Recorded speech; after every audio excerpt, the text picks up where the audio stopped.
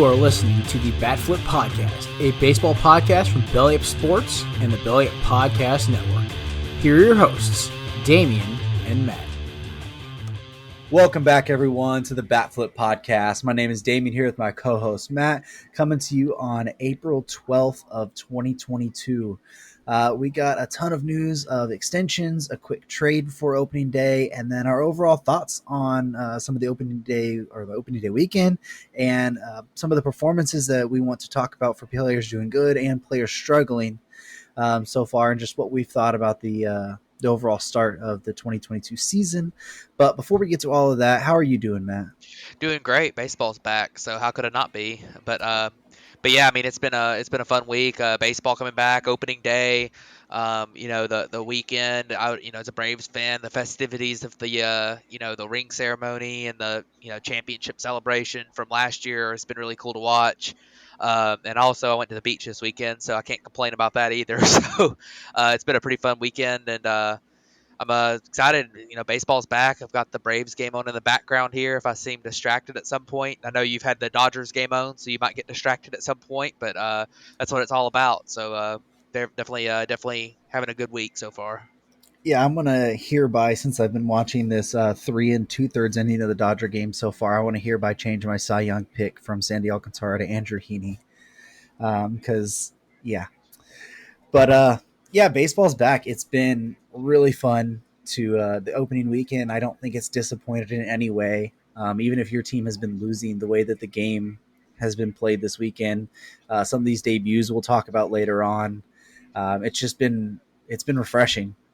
With everything that could have lost a season, could have lost games, and the whole lockout being for 99 days. It's really refreshing to have baseball back. But let's go ahead and jump right into the news, and we'll talk about kind of the weekend and everything later on. But we'll go ahead and start with actually a trade that happened on opening day, and that was the Minnesota Twins acquiring Chris Paddack and Emilio Pagan for closer Taylor Rogers and Brent Rooker. Yeah. So here's a deal where both of these teams really needed some help at the big league level. The Padres have had some injuries in that pitching staff. Yet again, they've been but the bullpen's really their issue.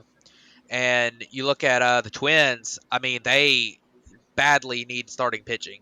And so the Twins got a guy who a lot of people still think had some upside, but was really struggling in San Diego, needed a change of scenery.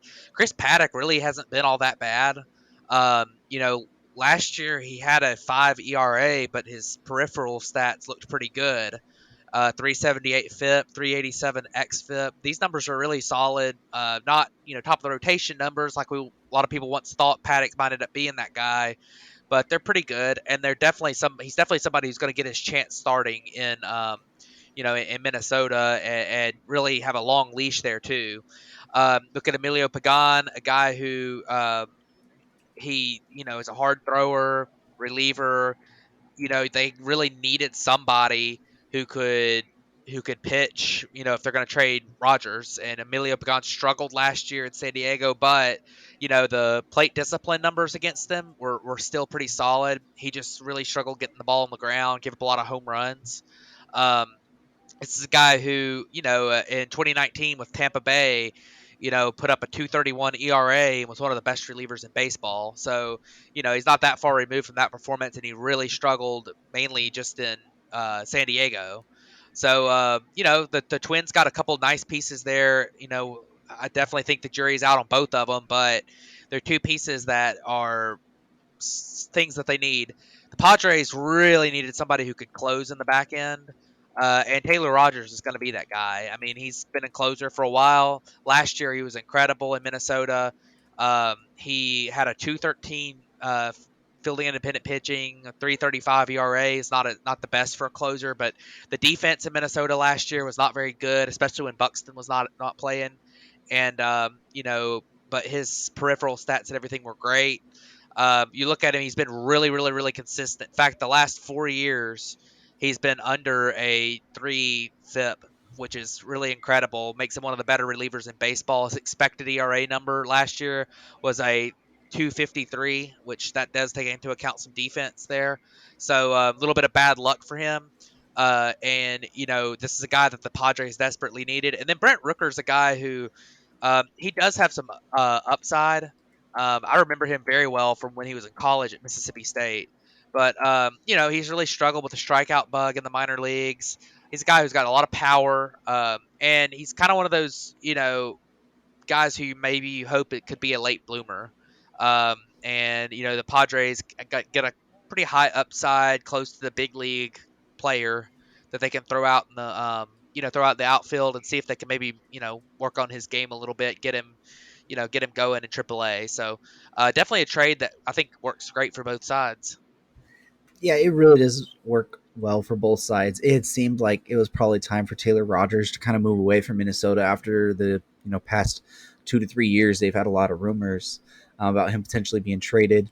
Paddock needed a fresh start. It had really soured in San Diego. You could just tell he was unhappy, and his performance on the field kind of brought that with it. And it makes sense for Minnesota. You get a guy who is, barely getting ready to go into arbitration this year. He's a free agent in entering the 2025 season. So you have, 3+ years of control with him. Pagan is a guy who is he's also a free agent in 2024. So you get a couple years of control of him. Whereas in Rogers was going to be a free agent, I believe, going into 2023, I think after this year. So you basically get two pieces that will be a part of your team for multiple years going forward for a outfielder that you weren't going to play every day. And San Diego's hoping that he's a lottery ticket, and a closer who is probably better than the one you got, but you have more control. And a guy who probably was not going to be there after this year anyways. So it does work well for both sides. Maybe the Twins are able to, harness what Paddock had struggled with in San Diego, get him back to a fastball changeup and help that breaking ball a little bit more, because I think that's what he's really struggled with. And San Diego, they get a lockdown closer down at the back end because they lost Mark Melancon in the offseason, and maybe they hit gold with Rooker. I think they did option him, so he's in the minors right now, but maybe they figure something out with him because they do need an outfielder. But let's go ahead and jump over. We had a laundry list of extensions happen right before opening day as well. And we'll start with the Guardians, who brought us 3 of those, extending Emmanuel Clase for 5 years for $20 million, Miles Straw 5 years for $25 million, and then the big one, which is Jose Ramirez of 5 years at $124 million. Yeah, let me preface this by saying that I don't think I gave the Guardians enough credit before the season. This team could be sneaky good, some of the pieces that they have. But first off, starting with Clase, this guy throws 100-mile-an-hour cutters, and he has control of them to a certain level. So, I mean, you can't say no to that. I mean, last year, a 1.29 ERA in 69 innings, nice. 24 saves. He was really, really, really, really good last year. Um, just incredible. His peripherals backed it up. And coming up, with Texas, he was part of the Corey Kluber trade. Always showed it off in the minor leagues. Definitely for sure reliever type guy, but reliever only. But great on them to extend him, get him through those ARB years. They also got club options for 2027, 2028. So, this is a guy who's going to be there for an awful long time as the Guardians closer. Moving on, looking at the next guy on our list here, Miles Straw. He had a fantastic year last year. I didn't even realize it. He played 158 games, put up almost 4 wins above replacement. Played a great defense in center field. Put up a league average offensive season too. He does not have power to speak of, but he's got speed and he gets on base. He had a 10% walk rate last year, which was really solid for a guy who doesn't have a lot of power. And he kept the strikeouts under 20%.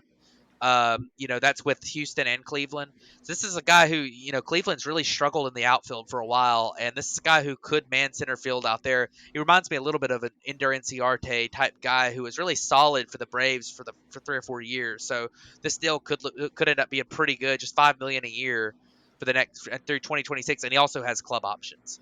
And then the big one's Jose Ramirez. And there's not too much to say about this guy other than that he's a perennial MVP candidate. Spectacular plate discipline numbers. He's got great power. Hit 36 home runs last year. Put up 6 wins above replacement last year. It's one of these days he's going to end up winning that MVP. So, you're getting him on a pretty dang cheap deal. That really, and you got him locked up through 2028. He's 29 years old. He'll only be, he'll be 35 at the end of this deal. So he might be on the downswing at that point, but he still won't be like won't be like you're paying him $20 million at 40 years old.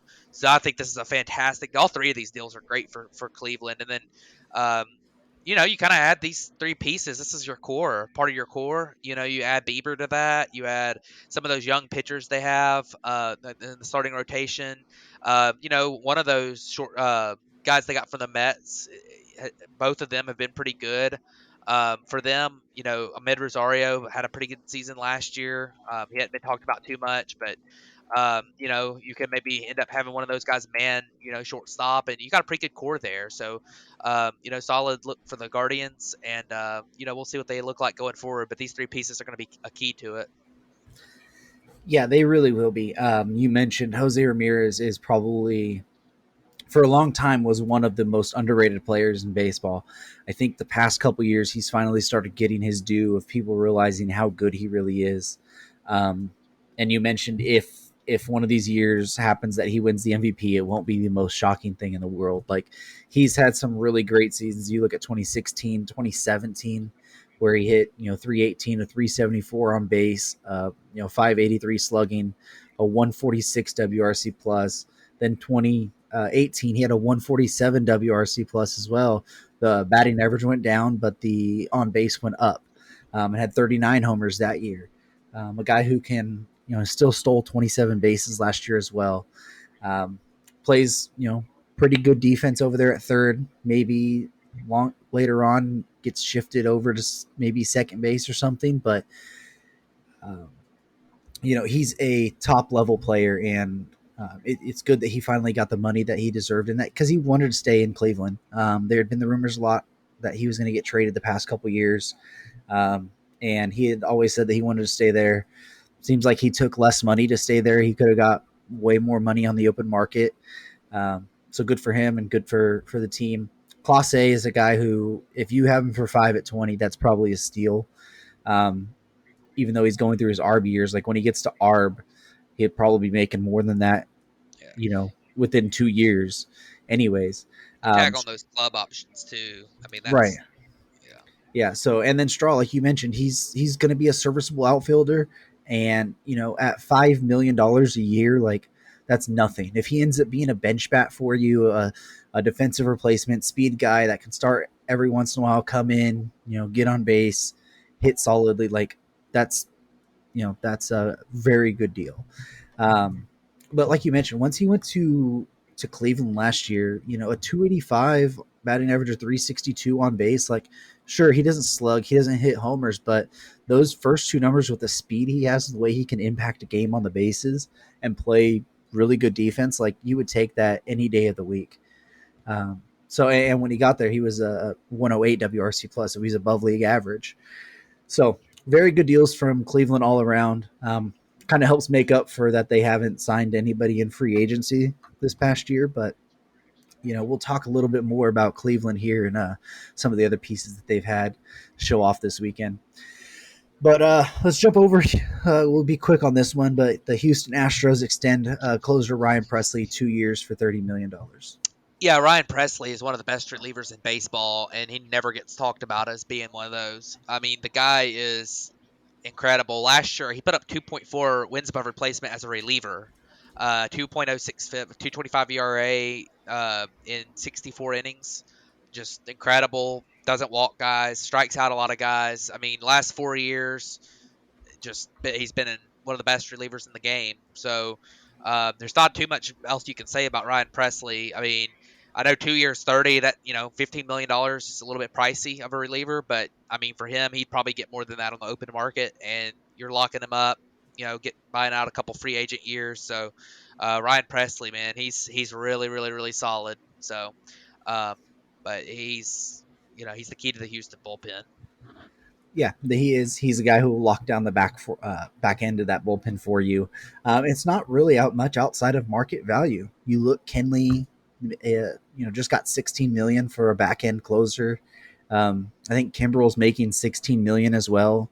So like, it's not that out of the price range for what a pretty good closer is in today's game. Yeah, So, and Presley's better than both of those guys too.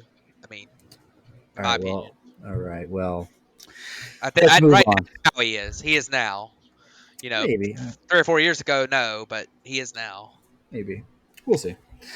Let's go ahead and move on to the next one, though, and that's Brian Hayes signs an 8-year, $70 million extension with the Pittsburgh Pirates. Yeah, and this is another one. The Pirates are a team that obviously is a lot's been talked about their payroll and how they don't like to spend. And Brian Hayes is a guy who's homegrown, and they're getting in on him early on getting him locked up before he really breaks out to where he's going to get that. He's going to be worth way, way, way more than that. And this is a guy who, if he's able to get healthy and stay healthy, he will be worth more than the 8-year, $70 million he signed. This is a guy who, in 2020, in his first 95 career plate appearances, put up 1.6 WAR. I mean, incredible. And last year played 96 games, dealt with some injuries. The injuries really zapped his power. Was the biggest thing with him. He's a guy who, as a prospect, was kind of graded out as being somebody who would have league average-ish power. But last year, a 373 slugging percentage was really poor. But the plate discipline numbers looked pretty good in line with career averages. The strikeout's a little bit high compared to his minor league numbers, but you would expect as he gets seasoning in the big leagues for that to come down a little bit. This is a guy who it feels like he's been in the big leagues for a while now, but really he hadn't even put up a full season yet. So and he's been really, really good in the amount of time he's been in the big leagues. So he's already put up over 3 WAR, and that's in less than that's in like what 100 exactly 120 games. So a guy who's capable of winning multiple Gold Gloves defensively at third base. If he's able to stay healthy, and then he will be a league average to above league average hitter who puts up Gold Glove defense. He'll be worth 3 or 4 wins above replacement every year, and this is an absolute steal of a contract if he's able to do that. So, definitely like Brian Hayes, and I think Pittsburgh got a great deal, and he'll add to that core with when O'Neal Cruz comes up and some of the guys they've drafted over the last couple of years with those high draft picks they've had. He's definitely one of them, and he's a great player. So Yeah, my initial reaction was when he signed this deal or when it got broke. I literally put in our group chat, I was like, Brian, no. Like, man, you could have got so much more money. But it helps him get a little bit more financial stability now, sacrifices a little bit later on. But guy commits to Pittsburgh, and Pittsburgh commits to him, which is something they haven't done recently. I think this was their second biggest deal in franchise history, I believe, might have been or their is it the largest. biggest? I think it was their largest. And the last time, or the thing is their largest, and their previous before that, their largest was Jason Kendall. Well, I didn't know if McCutchen had signed a bigger deal with them or not. I don't think so. I'll have to look into that. Maybe I'll bring that up maybe next week or something. But you mentioned his 2020 season where he had in 95, in the 24 games or whatever, he had the 1.6 WAR. If you look at 2021, he had 96 games and he put up a 1.5 WAR. So that just tells you how much the injuries zapped a lot of, like you said, his power, but also just his overall ability last year. So if he is able to get healthy, if that power comes back, which we all expect it to, once he gets the seasoning, like he's going to be a very good player. And that Gold Glove defense, it's a really good deal for the Pirates. Right now, it's a good deal for Cabrian. Eventually, it might look like a bad deal, but hey, you can never fault the young guy for wanting to sign a long-term thing that will guarantee him more money than he can imagine right now. Yeah. Now they just need to do the same thing with Brian Reynolds. Like they need to commit to Brian Reynolds and then help develop your other guys. Yeah, it's gonna Once you be. get, go ahead. I was gonna say it's gonna be a lot more difficult to sign Brian Reynolds to a good deal because he's a lot closer to free agency and I he's you don't even you more just have to established at the sign big him. league level. Just you don't even have to sign him to like a good deal for you. Just sign him, commit long term to Brian Reynolds. Like say, Yeah. look, Brian Reynolds, Brian Hayes. We're gonna get O'Neal Cruz. We're gonna have Henry Davis coming up in a year or two. Like, hey, this will be our core moving forward. Instead, like you sign Brian Hayes, and if you trade Brian Reynolds, what does that really do for you? It just pushes the can farther down the road. So I'm happy that Cabrian got paid. I think he could have got more, but I want to see Pittsburgh do more of this. Like start committing more to it, to that core, and build the rest of the way up. Because if you just sign Cabrian and then you don't do anything else around him, like it's just going to be worthless. So hopefully they commit to that long term. But uh, we'll move on to the next one. And that's J.P. Crawford signing a 4-year, $46 million extension with the Seattle Mariners. Yeah. So J.P. Crawford's a guy who is he's very very he's got some good stuff. He's a good shortstop defensively. Um, put up about 8 point he put up about an 8.1 defensive value last year. Um, and he put up 3 wins above replacement last year. Really solid player. Um, plate discipline numbers have been his big thing. He's been a great defensive player, and he's also been able to get on base. That's a good combination. Doesn't hit the ball especially hard. Doesn't slug. He's never hit more than 9 home runs in a season. Never been in double digits, but gets on base. Not a super fast guy, but I mean, you can always throw a guy like this at the bottom of your order, get on base, keep the line moving. He was actually an above average hitter last year at a 103 WRC plus. So you look at him as a guy who, and maybe as he continues to work at it, he develops a little bit more power. As a prospect, he was graded as having a 50 raw power, so maybe he works on that and gets a little bit better in that facet. But this is a guy who you're signing him to a deal of 4 years, 46 million, a little over 10 million a year. Not too bad there. Solid shortstop, and if you can keep putting up 2 to 3 WAR every year, then it's a good deal. So. Yeah, it's a pretty good deal for both sides there. And I don't even think that he plays great defense, but there all is some concerns about maybe his long term fit at shortstop. So this deal also still allows you to shift him over to second base eventually if you want to, if you find a better long term fit into the shortstop. Like if you go into the market this year and you're in on Correa or you're in on a Trey Turner, this deal's not going to stop it. But Crawford is still a really good player. A guy who has really found himself the past couple years in Seattle. Really in the 2020 seasons when you started seeing the first flashes of it, got on base a little bit more. Um, and the plate discipline numbers, the strikeout rate went really, way down from 21% down to about 17. He dropped that to 16.6 last year, had a better average. On base stayed about the same.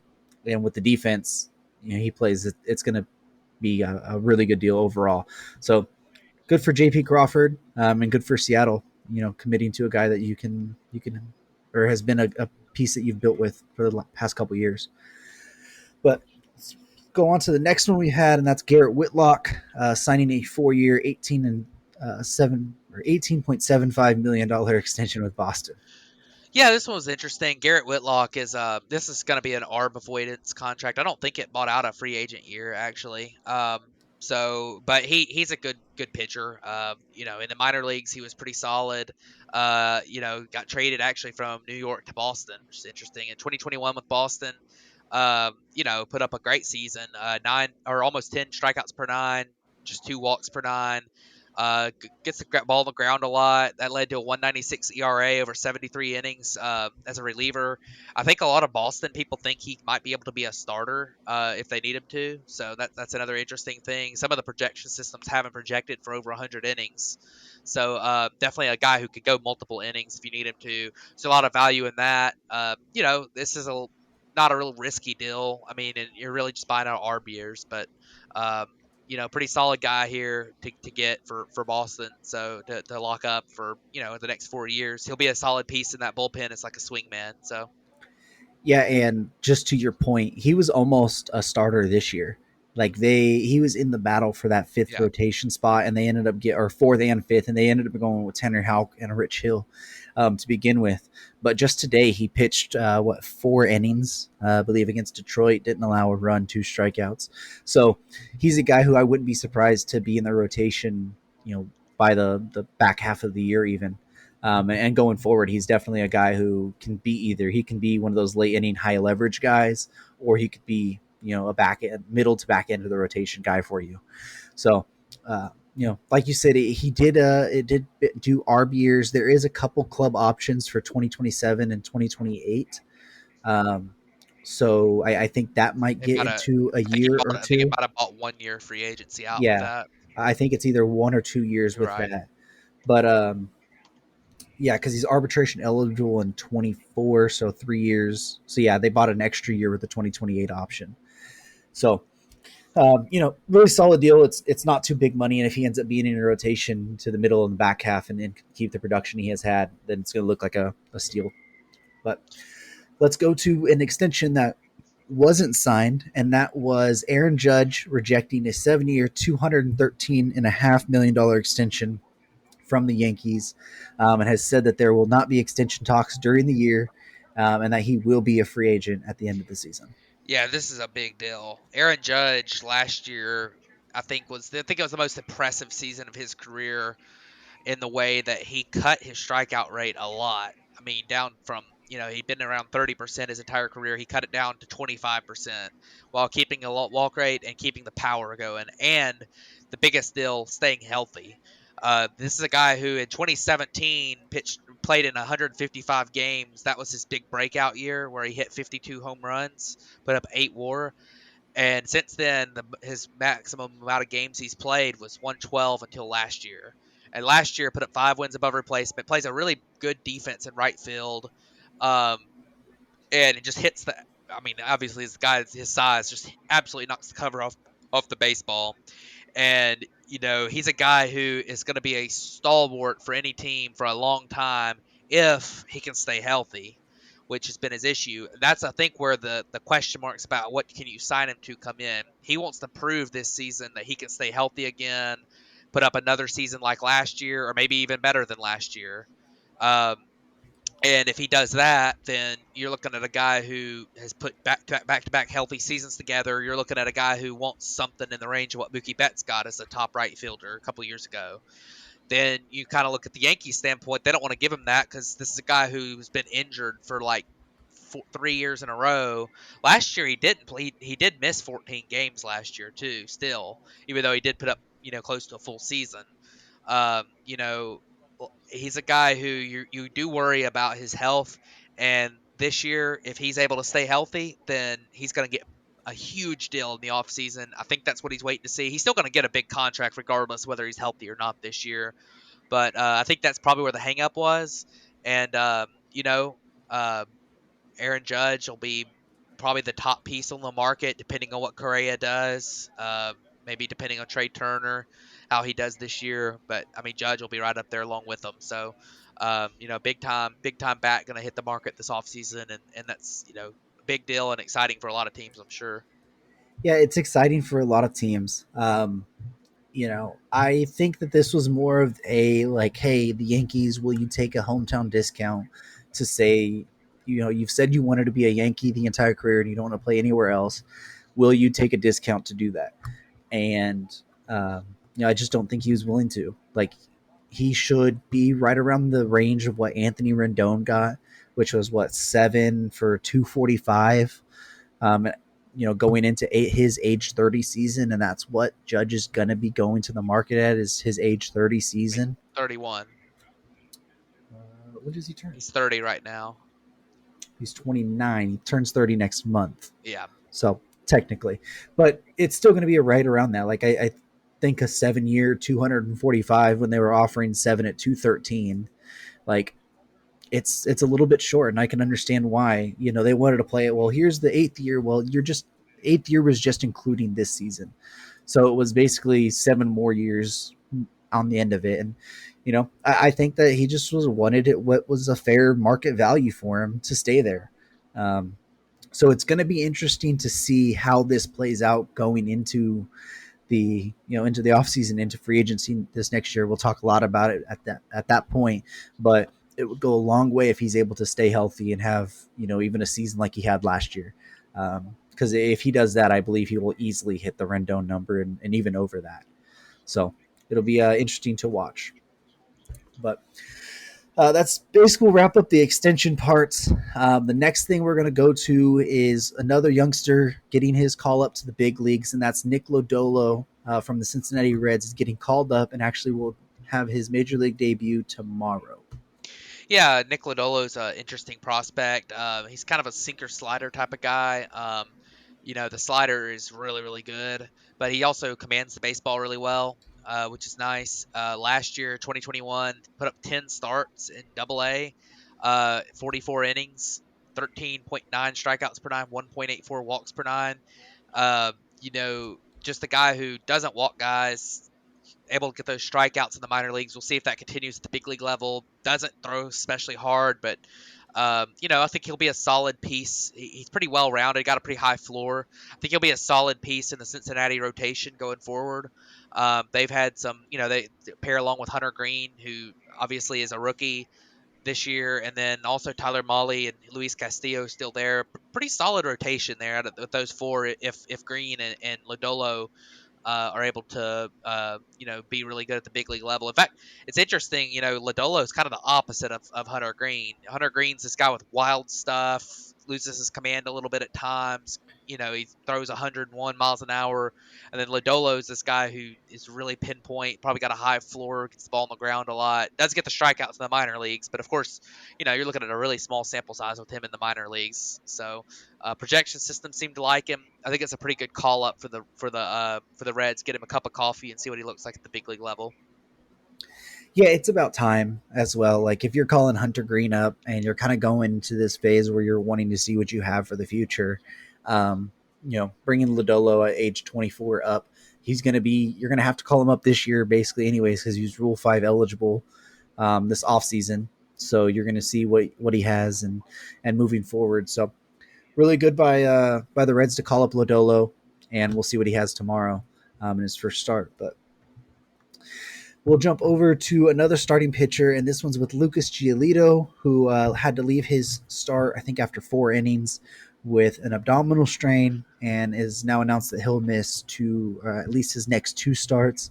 Then as well, the White Sox have placed A.J. Pollock on the IL with a hamstring strain. Yeah, it's a pretty big deal for the White Sox. Giolito, obviously, their ace.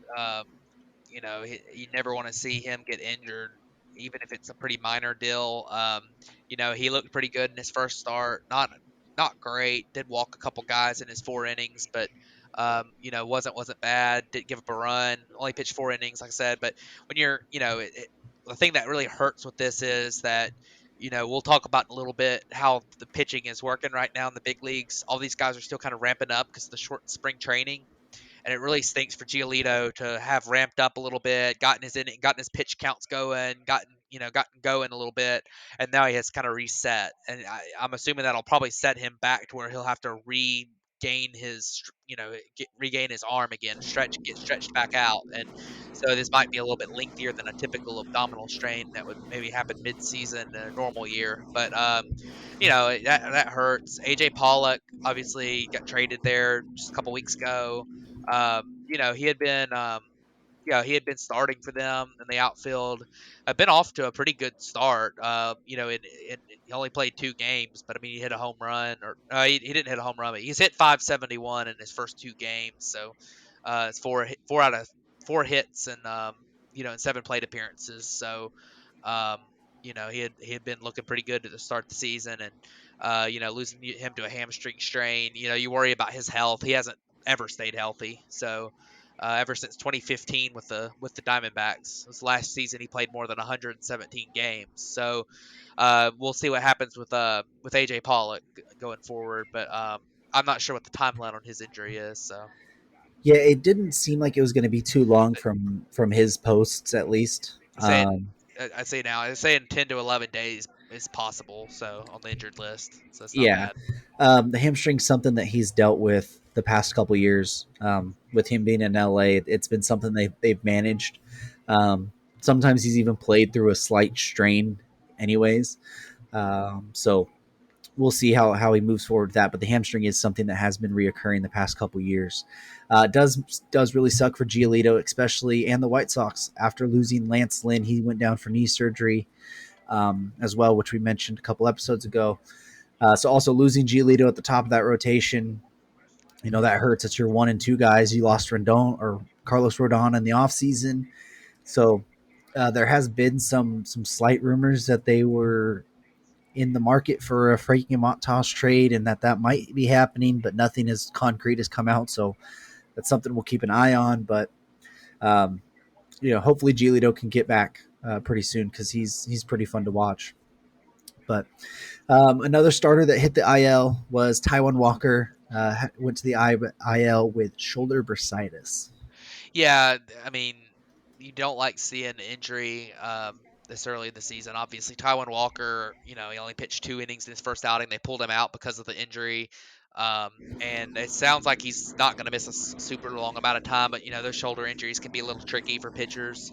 They're saying they think he'll probably need a rehab start before he comes up, so I'd assume they probably miss him one time in the rotation, then he'll get a rehab start, and then so I'm assuming it'll probably be about 2 weeks before he's could potentially return to the Mets. Of course, as a back end of the rotation guy, I don't think it's the biggest deal for the Mets if he misses a start, but they already do have the injury to Degrom, and Scherzer has dealt with some nagging stuff right before the season started, so just kind of bunch of issues so far, um, for them. So we'll see what happens. Obviously, you hopefully for the Mets, he'll come back pretty soon. So Yeah, and another one which we didn't have marked down, but I just remembered it was Blake Snell got scratched like 5 minutes before he was supposed to, pitch for the Padres against the Diamondbacks this weekend with left adductor tightness. It's actually what ended his season last year. Initial plans were for him to go on the IL, but he was going to throw again today, and not quite sure that he's going to go on the IL now. Just might be pushed back a couple more days. So that'll be something that we'll have to get more information on going into next week's episode. But so for the back half of this episode, or the back little portion of it, we kind of just wanted to go over the overall thoughts on the weekend, what we had, and then mention some of those younger players that or players, debuts with new teams or whatever that we felt were good stories for the first weekend.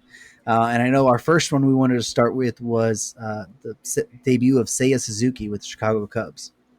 yeah, so it was interesting. You know, Seiya Suzuki's been really good so far for the Cubs. He actually hit 2 home runs today, um, which was pretty crazy. He's definitely a guy. He looks a lot better than he did in spring training. Still is striking out a lot, which is a little bit worrisome. But the power's been there so far. He's taken some tough pitches. He's walked a pretty good bit, which is good. Um, and it'll be interesting to see how as the season continues how he if he's able to continue. I mean, he's obviously not going to continue hitting 4-17 with a 529 on base, but if he's able to put up a pretty good stat line and be that middle of the order bat that the Cubs were hoping they signed from Japan. So but a fantastic start for him, a guy who really did not look good in spring training. Comes out in the regular season and looked really, really good in his first, 4 or 5 games in the big leagues. So really, really solid start for him. And, we'll see if he can continue it. Yeah, it's been really fun to watch him. He's one of the reasons, him and Nick Madrigal, for selfish reasons, for fantasy purposes, but they've been real reasons why I've tried to turn on the Cubs game and watch them over the weekend and stuff. And Suzuki's at bats were really good. Even the at bats where he was striking out, I think outside of one of them, it was like a 3-2 count, and it was just he just got fooled on the pitch, which can easily happen, especially with He was facing the Brewers rotation of Corbin Burns, Brandon Woodruff, and Freddie Peralta, who we know are very known for striking lots of people out. But the overall weekend is good plate appearances, deep at bats. The eye was really good. He wasn't taking swinging at pitches way out of the zone, which is really good to see. It's something from an import bat that, like you said, struggled in spring training a little bit. It's really good to see that he wasn't just fooled by the velocity and just trying to swing because he felt he had to. So it's really been really good to see. Going on to another outfielder that we've basically had, Stephen Kwan has been basically Mike Trout reincarnated.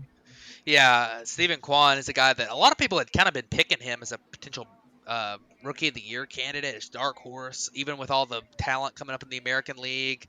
Um, made his spot on the big league club, and his calling card has been in the minor leagues a guy that never strikes out, and he doesn't have a lot of power.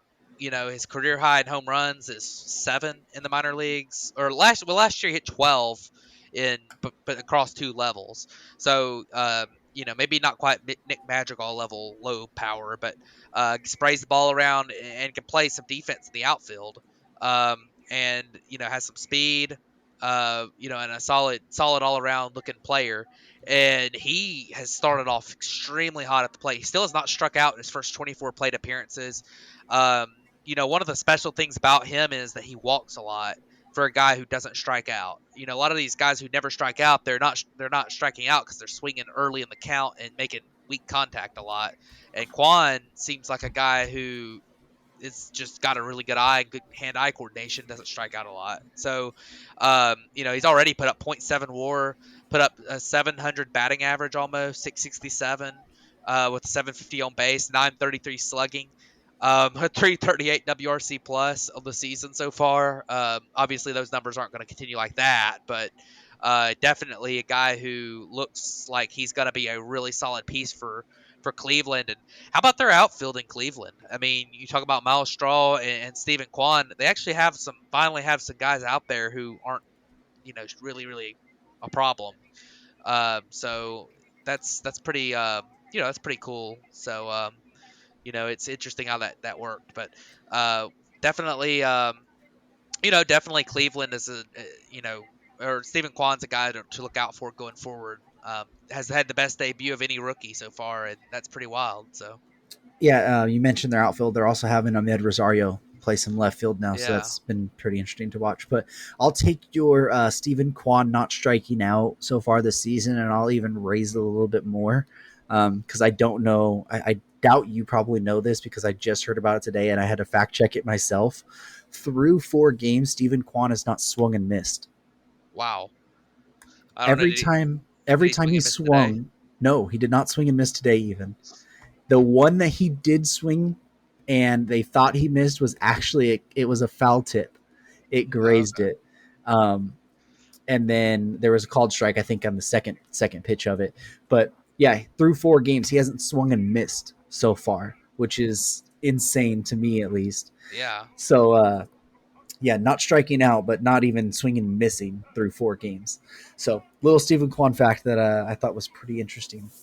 But we'll kind of keep with Quan and who they were playing. They were playing the Kansas City Royals this weekend, and Bobby Witt talk about having a good debut in his first game. Hits an RBI double late in the game to bring in the go-ahead run. And then I think it was on Saturday, had like an amazing diving stop at third, threw it home when the runner was coming from third to nail him, stopped that run from scoring, and that would have been, I think, the game tying run. And basically, I think an out later, the Royals go on to win the game. So he's had an impact on the offensive side with an RBI double and a big defensive play at third base to help seal a win as well. Yeah, Bobby Witt's a guy who obviously talked about as possibly the top prospect in the minors over the last couple of years. I think MLB Pipeline had him number one. He's very, very good. He hasn't really had a great debut so far, over the weekend at the plate. But man, that play he made was insane, and you could just see the athletic talent from that, the creativity, the fielding ability. Um, that was just an insane play. But Bobby Witt has struggled at the plate so far. Um, striking out a pretty good bit. He has been a little bit unlucky. 154 BABIP is pretty low, but and then, of course, it's only 4 games, so it's not that big of a deal. But obviously, but yeah, I mean, it's been a been a little bit of a rocky start for a lot of these guys. We'll talk about a couple more in a minute, but Bobby Witt with the flashy plays got a lot of attention this weekend, and that was pretty cool. Yeah, so another really hyped prospect that a lot of people were looking forward to as well was Hunter Green. He made his debut this weekend against Atlanta, went 5 innings, gave up 3 earned runs, 2 of those being homers, 2 walks, but 7 strikeouts. Yeah, Hunter Green did exactly. He was exactly the guy we thought we were getting out of the minor leagues. Guy who his stuff is dazzling, has that really really good velocity on the fastball, and the slider is just an unbelievably good pitch. I think he is working on a changeup a little bit, but the big problem with him is that the 2 problems he's had were command, being consistent with it. He had a couple walks in that 5 innings, and then the fastball flattening out a little bit. And when the fastball flattened out, Matt Olson and Travis d'Arnaud greeted him. So, you know, he's a guy that this is probably what he's going to be this year. He's probably going to be a little bit inefficient. He's probably going to walk a few guys. He's going to give up some home runs because that fastball shape isn't perfect. But at the same time, his stuff is so good. He's going to strike a lot of guys out, and he's going to be a solid mid-rotation arm this year. I think the thing that excites you about Hunter Green is the future. He's going to continue to work on that command. I'm sure that they will work with him on that fastball, getting the shape better on it, where he can maybe give up a few less home runs, get a little less hard contact, because for a guy who throws so hard, he does get squared up a little bit. But he's going to strike out a lot of guys. He's going to walk a decent amount of guys, not a ton. It's not one of these minor leaguers that comes up and just cannot find the zone. But he's going to dazzle. He's going to have some highlight pitches. I'm sure Pitching Ninja will show him an awful lot. And he's gonna, the biggest thing too, hopefully he stays healthy. He's had some issues with injuries up until last year, and you got to remember he's only put up about 100 innings above A-ball in his minor league career. So, um, we'll see what happens with him, and hopefully, Hunter Green will, continue to work on his craft and improve and become that ace that everyone expected him to be when he was drafted. So. Yeah, from the little bit I watched, the stuff was amazing, and I think that's just what everyone knows about Hunter Green. But like you said, it is going to be interesting to see how he's able to develop throughout the year, and how many innings they let him get to, because he hasn't been able to pitch that many innings in full seasons. So it's going to be interesting to see that. But another rookie starting pitcher actually pitched today that had a pretty good game was Matt Brash. Yeah, Matt Brash is a guy that he's an interesting prospect. It was cool to see him make their rotation out of the spring. A guy who gets a lot of strikeouts, has a good fastball, wipeout slider, great curveball, struggles with the command a little bit. But he's a guy that you look out for Seattle. He's never pitched above Double A. He's only pitched in he really hasn't pitched all that much in the minor leagues in general. Just barely over 100 innings in the minor leagues. So, there's not a huge amount of track record to go off of from him. But obviously, the Mariners felt good about calling him up and bringing him in out of spring training, and starting for them right off the bat. And today, he's pretty good. Had a had a solid debut, 5 1/3 innings, 6 strikeouts, 1 walk, 2 earned runs. Nothing you can complain about there. Seattle didn't exactly help him out with the bats, but a solid debut for him. If he can put up that line, every game this year, they would be very very happy with that. So.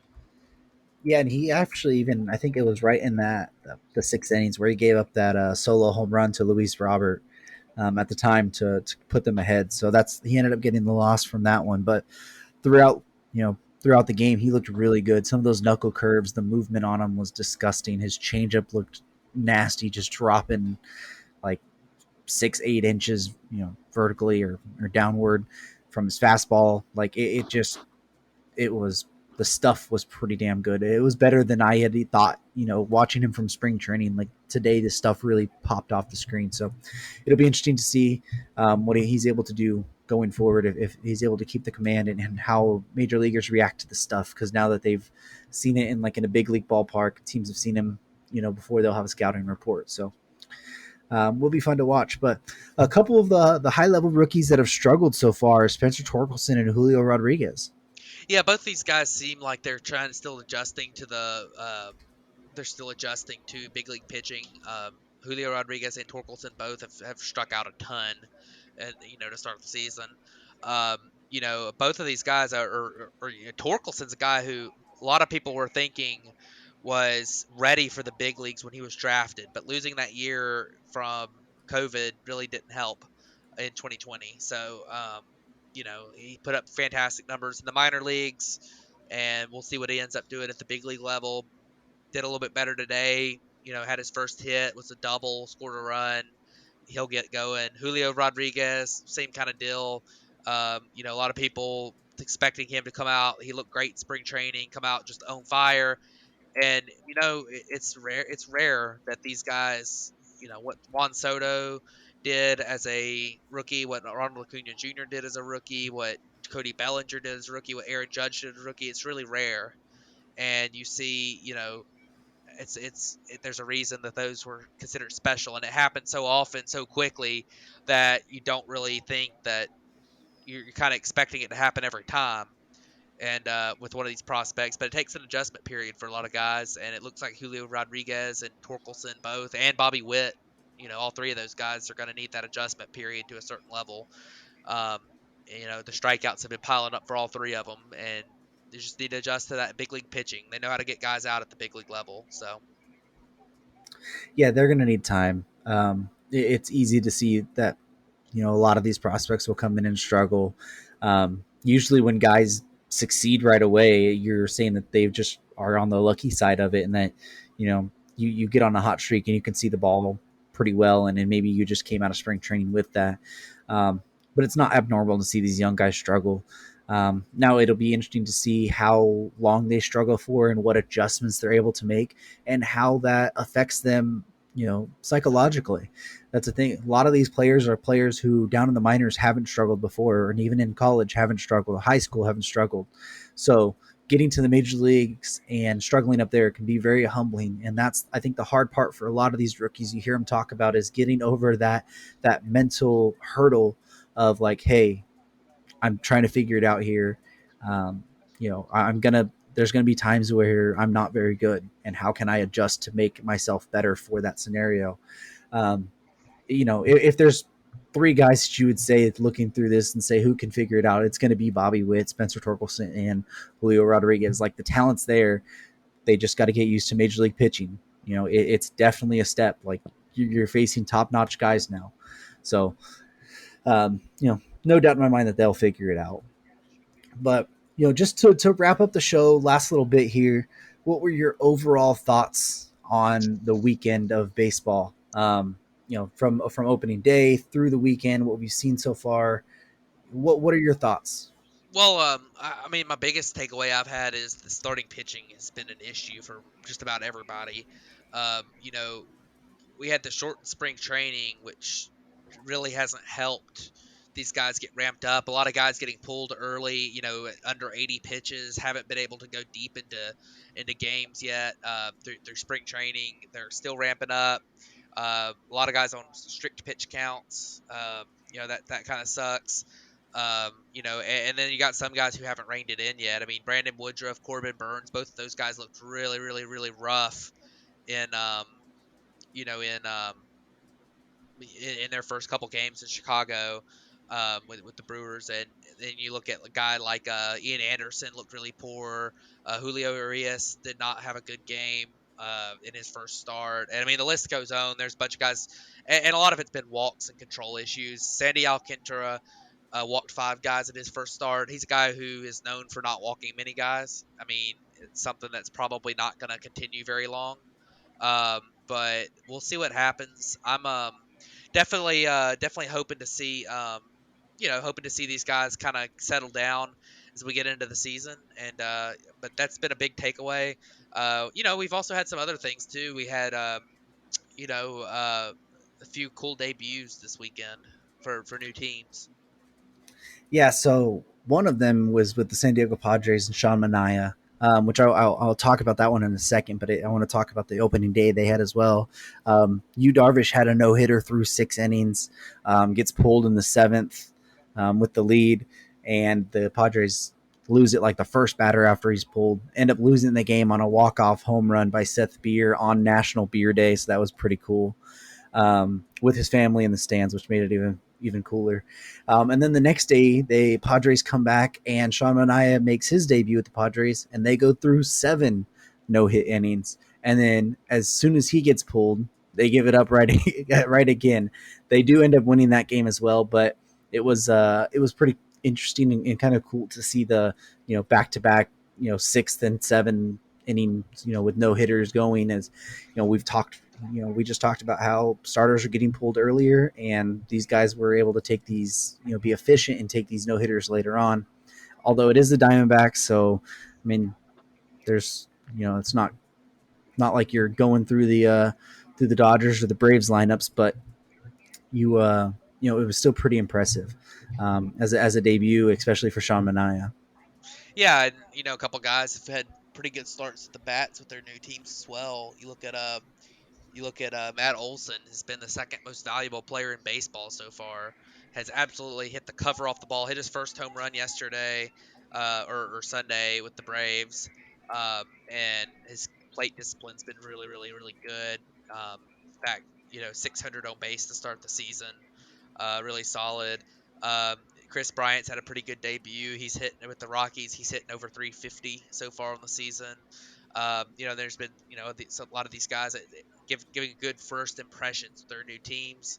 So that's been something cool to see. And then the one other thing I wanted to mention was the drama with Alec Boehm and Philly yesterday. Um, it was a really weird situation. Alec Boehm, actually, we've talked about a lot the Phillies defense, and Boehm he just can't play third right now. I mean, I don't think he ever will be able to. It's been a couple years in the big leagues for him now. He came in not being able to play third very well. He hadn't really improved much. Made 3 throwing errors yesterday and was caught on camera mouthing that he hated Philly. So there was a little bit of drama with that. People asking him in the post game about it. He kind of owned up to it, said, "Yeah, I said it. I didn't really mean it. I was just frustrated." Obviously, Phillies fans can be really tough, and I think this does kind of go on to show how, you know, new guys on new teams or guys in those types of markets can wear on some players. I mean, you look at guys that have gotten out of places like that, like Gary Sanchez, maybe bounces back. That might be the way New York's real similar to Philly with the way their fans are, and getting out of there could really help a guy like Sanchez. Alec Boehm, if he got traded, could be helped out somewhere else. So it takes a different type of person in those types of markets. But I thought that was really interesting. Look, and the Phillies actually did come back and win that game last night, which was the Mets kind of collapsed in that one. But definitely some interesting stuff and some interesting talk from that drama in Philly a little bit. Yeah, it's one of the unfortunate, scenarios of where you have, and like you said, he admitted he said it, but then he also said, like, I understand where they're coming from. Like, this is Philly sports. Like, better is demanded, and I'm not good. Like, he it was very candid and honest, which is a lot of things you don't usually hear from a lot of players, especially a younger player like Boehm is. So it was refreshing to hear. I'm going to be really, really fascinated with how that works out through the season. Because like we've mentioned, that Philly defense is going to be really bad, and the fans understand, what they need to win. So it's going to be something to watch. You were talking about the debuts. A couple other people I wanted to mention was Mark Canha has been off to a really good start as well. 571, a 647 on base so far with the Mets. No homers, but just overall good play. And then another one, Jeremy Pena, has big shoes to fill as the replacement for Carlos Correa at shortstop for the Astros. Very good prospect. Has batted 375 with a 412 on base so far. The plate discipline numbers, although it is 4 games still, they don't look all that great. 30 strikeout rate, almost only 6% walk rate, but he's found a way to get the job done. Hit a homer, couple runs, so will be pretty interesting to see Pena going through the rest of the season. Now he's able to fill those shoes of Correa, because he's going to be compared to him a lot, because they didn't re-sign Correa, and they basically just said, Pena, it's your job. So a couple other guys that I wanted to mention with good debuts so far. But like you said, the overall thoughts on baseball. The pitchers do seem to be struggling with obviously the shorter ramp up, not being able to extend out. But it also, in certain instances so far, it does seem like the players are still like behind, if that makes any sense. Like, I've seen a lot of players so far get caught by velocity, and just look fooled at the plate.